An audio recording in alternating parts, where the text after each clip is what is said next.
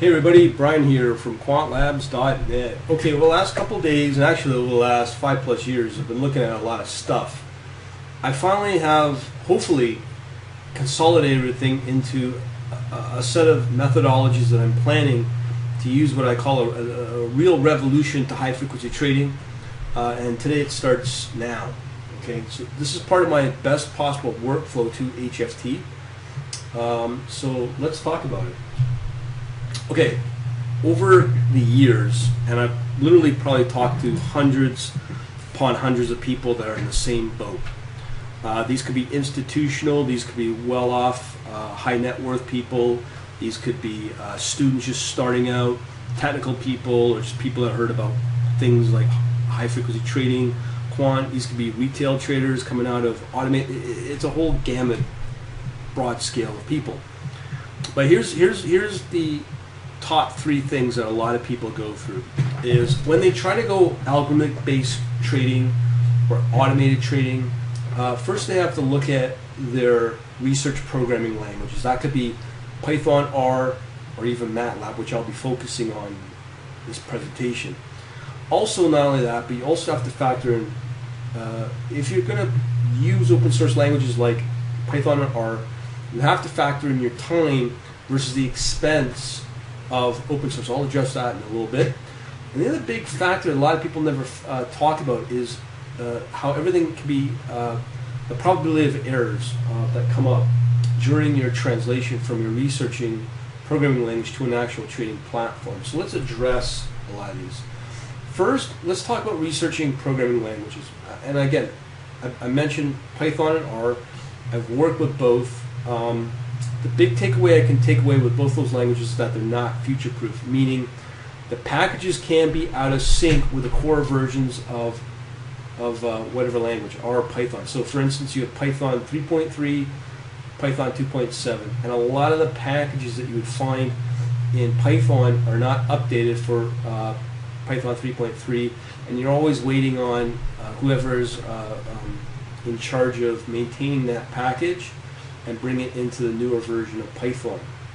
And that can be a real pain, and I've seen that happen also in R, which is a real pain, and that's going to be a real big time limitation for you. I'm not sure where Python is, but you could be working on 2-3 years core version of the language called Python if you stay with a path of 2.7. So a lot of these languages are splintering, which is not a good thing, meaning they're not future-proof. The question you ask yourself is the package quality for mathematical results. Meaning, you might use one that from a guy you've never heard of or works out of a basement or a garage, and what he generates in his package, can you really rely on those functions that he builds for, or he or she builds for R, Python, or whatever? You don't know. The other big takeaway from all of this when I was reading the Quant Start book on algorithmic trading, not knocking the language, not knocking the book, but overall the languages, both are really slow. So now there's a huge focus on parallelization and clustering, and when you factor in the cost of that, it's pretty steep. And then eventually everyone wants to be able to integrate into high-end, lower level languages like C or C++, which is usually where their trading platform will be developed in. That's a pretty common language, as well as Java or even .NET. But when you take these paths, they can be fairly limited. If you're trying to bridge it with something like RCPP for R, it still can be slow, that translation. You can embed these interpreters into the language. It becomes a huge disaster, and it's just not worthwhile. You're best off to make sure that wherever and however you develop an algorithm or trading model or strategy from, let's say, R or Python, you want to be able to translate that into your trading platform language. Again, usually which is .NET, C#, C++, or Java. Usually is what I see. Now, of course, I've talked about the time versus expense of open source. A lot of the big question is, well, I don't have the budget for buying something like a commercial product. But if you're like that, but you're trying to develop something for free, using an open source programming language, and I've seen projects that still fall off the rails after 3-4 years. Now factor in that time and the amount of time it takes if you were to build yourself hourly. How much money would you have lost going that approach versus building it yourself with or being able to prototype or prototype with something a little more higher end, which we'll address in a minute. A good example is a Forex guy went through something like 45 programmers, spent $300,000-$400,000 on just one trading strategy, and still nowhere. And he's come back, says he's run out of money, and now he's learning programming himself.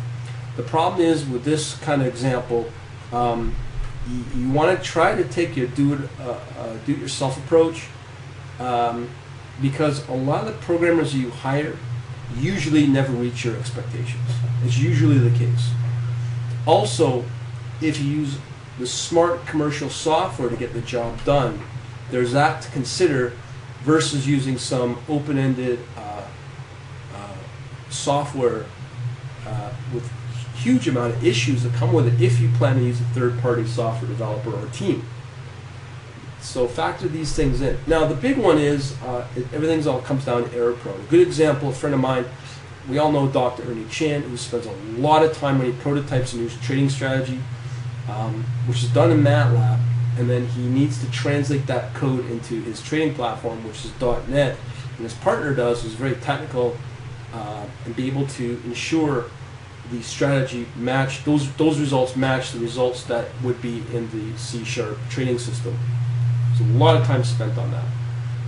Now, the question is, a lot of us that are coming out of this might not be technical enough, we might not be strong enough on the math or the trading side. So the question becomes, are you professional enough to accomplish any of this? And probably the answer is usually no, because you don't have all those skills. And if you are relying on a developing team, the real question you need to ask yourself: do you really have confidence in that team getting results done?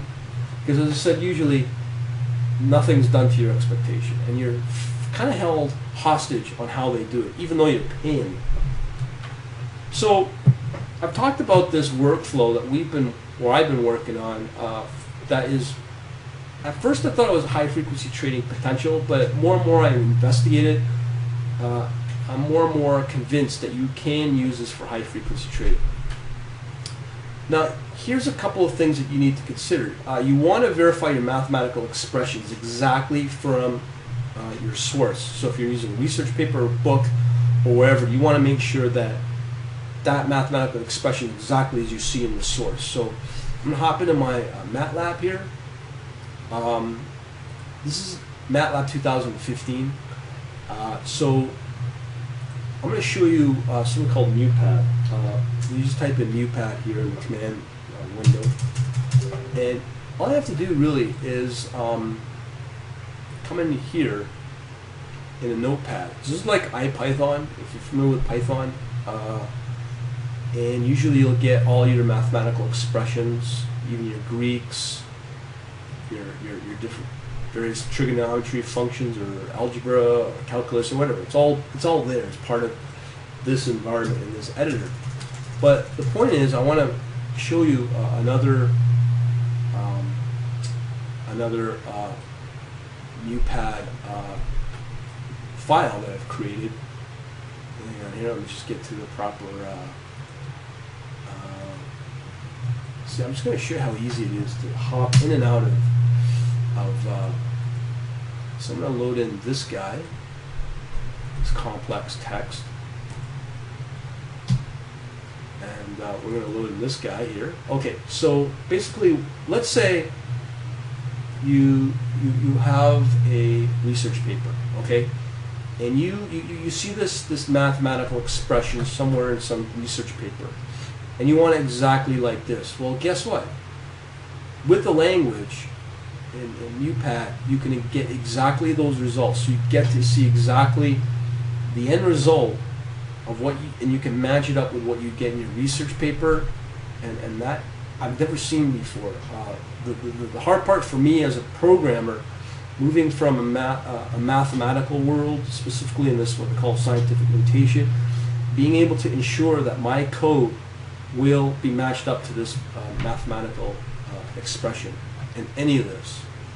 So because I have everything here in blue, I can make sure that whatever I type up is exactly what I see in my source. That is so key, and that's going to save you a ton of time right there. And it also validates to ensure that when you generate your MATLAB M code, or they call it M code, the programming language within MATLAB, you can get exactly as you develop it. So that's just one example of that point that I just mentioned here, of getting exactly what you want from your research paper. The other thing is, part of this workflow is you want to be able to rapidly translate your trading idea into an actual end target trading platform. And obviously, a lot of us, including C and R guys and gals, want to get it as fast as C or C++. Now, if I was to show you how to do that, this workflow enables that. Not only that, if you're not a strong programmer, if you want to be able to rapidly develop it, the best way to rapidly do it is to build it visually. And I'm going to show you that. Now remember, with all these other platforms out there, cloud solutions, there's going to be always some kind of restriction, be it your trading assets, something to do with the API, it could be a black box, we don't know. But this workflow gives you no restrictions, and there is no black box, because every step of the way you've access to source code upon source code. Let me show you what I'm talking about here. So if I go back into my MATLAB, okay, so if you type in this command here for simulate, which is part of MATLAB, I mean, everything's all divided up in the toolboxes, like a menu option. You pay for this toolbox, for that toolbox. Simulate is one of those toolboxes. A very powerful environment within MATLAB. So what will happen is you'll get access to these blocks and what we call it, and not only that, but you can design visually trading models. So here's an example. This is an example I put up yesterday that enables you to have variables. So this is like what they call a constant block. So basically, I've just set an input. So I have futures trading for a basis, let's call it, the difference between the two, the cash price and the future price. And then you can feed it into an algorithm. Pretty simple, right? So what we can do here is you have little knobs to control the input.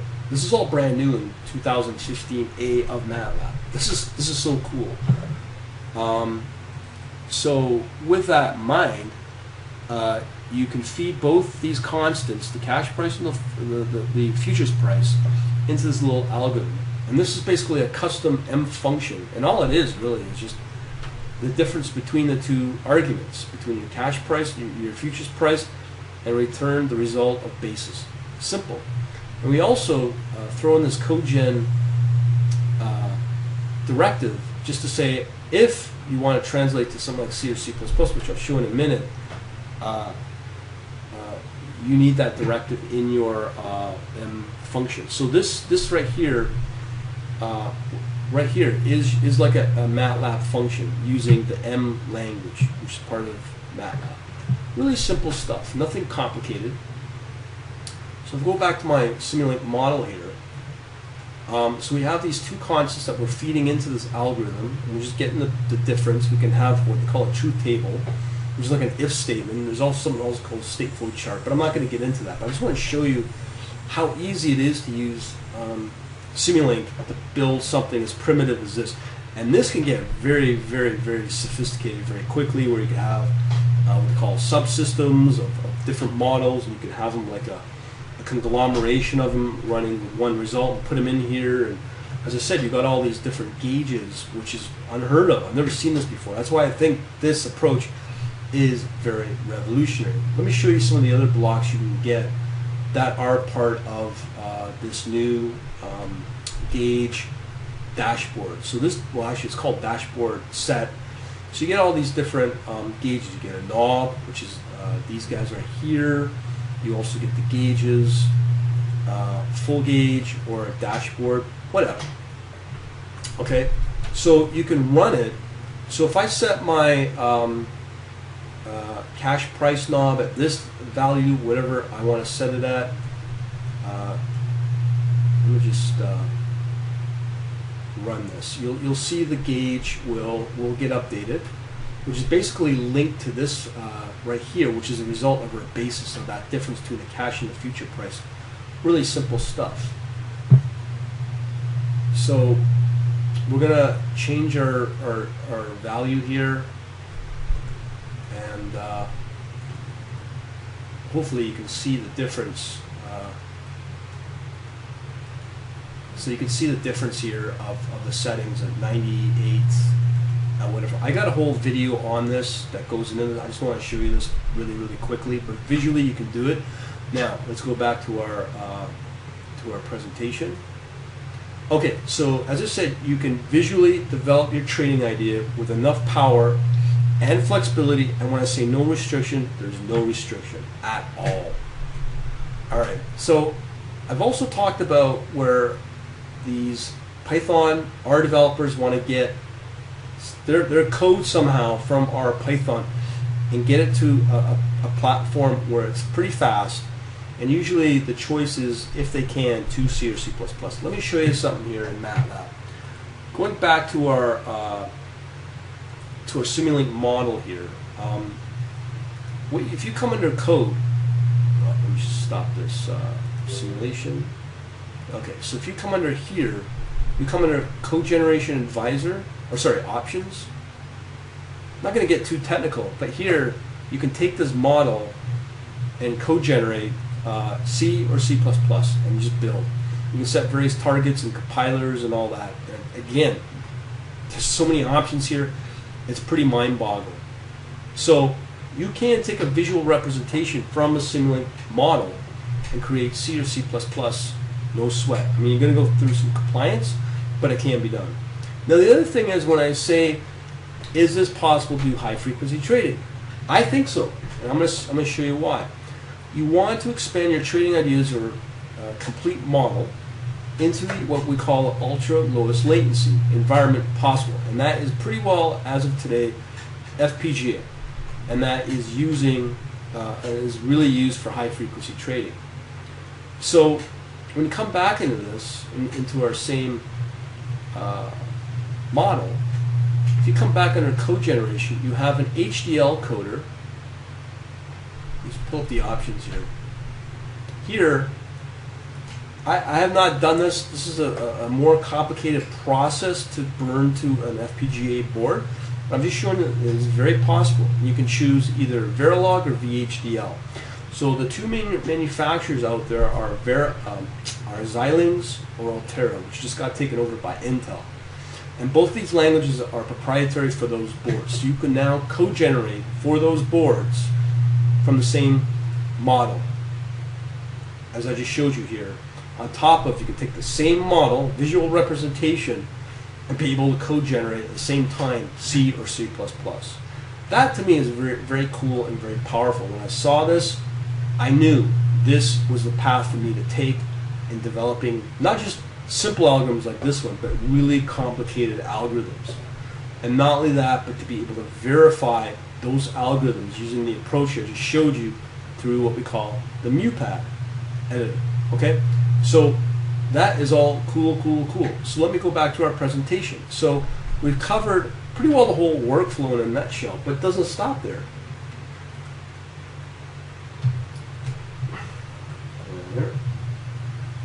Okay, now the next question is, a lot of people ask me about housing data.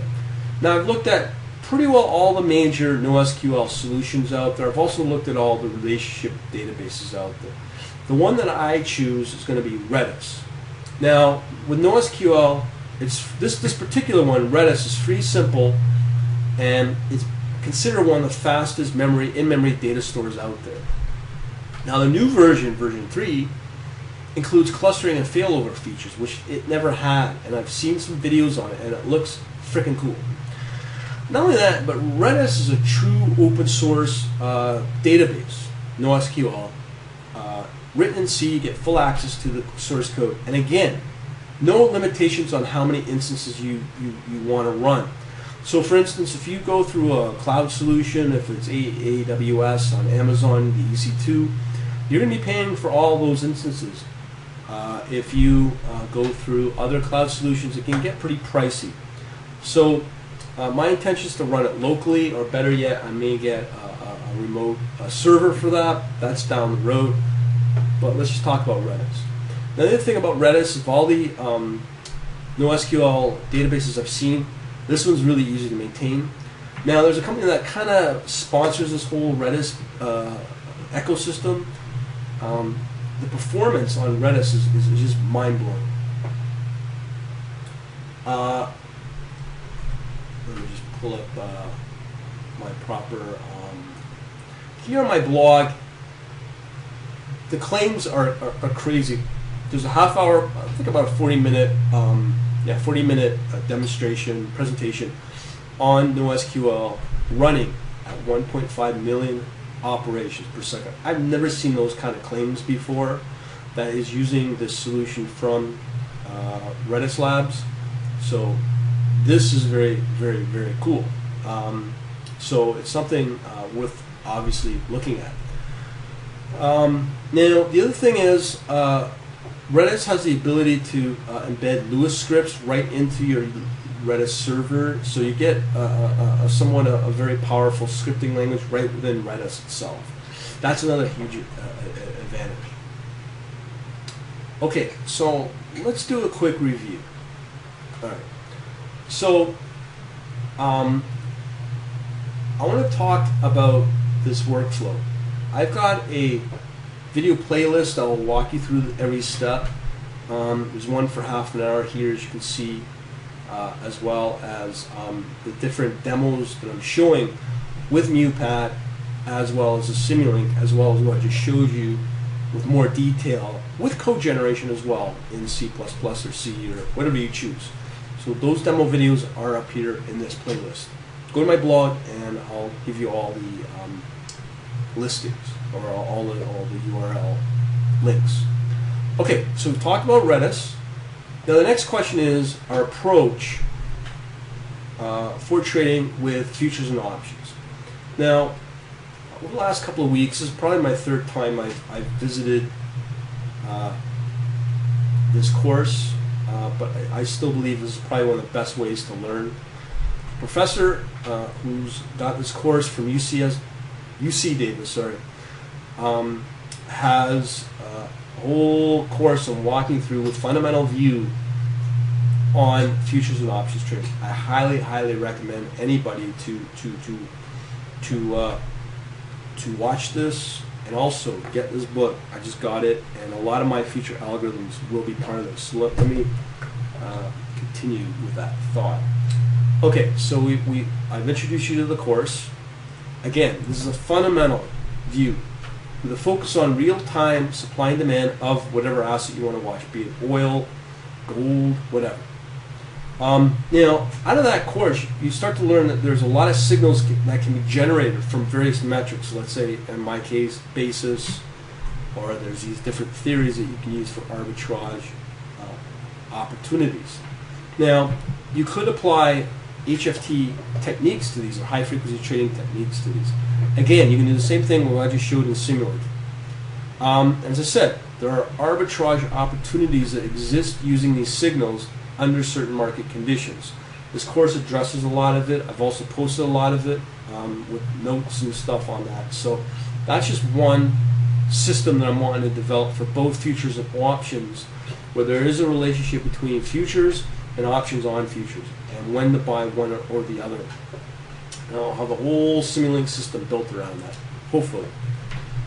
Okay, so the next question is about Forex trading or currencies. I'm going to be getting a new course, so I'm planning to automate that, so I'll introduce that as part of my future set of algorithms as part of my system. So I'll definitely be including that. That's probably going to be a good couple of months away, but that is the next big plan. Now, also, I've introduced our system called the AK-47. It's kind of crude, but it kind of works. I've included a source code, which is available And the system basically goes through 5 steps. First, it gathers government data sources to identify profitable market sectors. So there's a focus on USA and European. This could work for any country pretty well, as long as you get access to the data. If it's through interactive brokers or IQ feed, this can work for anything.